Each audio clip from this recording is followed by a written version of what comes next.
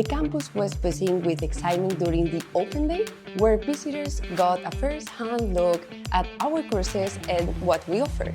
Take a look. Project management is an amazing course because project management is pretty much an art where you can learn how to plan, execute, and monitor a lot of projects. And one of the best parts is that you can use it in every industry. Talking about civil engineering, it is a vital field that shapes our world. From the roads we drive on to the bridges that connect us, civil engineers are behind the scenes, making critical decisions that affect our daily lives. In the Diploma of Information Technology, you will gain essential skills such as network designing, cybersecurity, and how to integrate IT solutions into an Australian enterprise.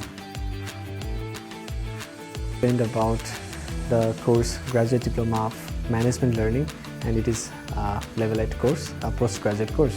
So basically I love the course very much because it has a lot of things inside it, like learning and development strategies, management principles, coaching, mentoring, leadership, change management. So this course is pretty much blended with all of these ingredients, and I would really love to see you in my classroom.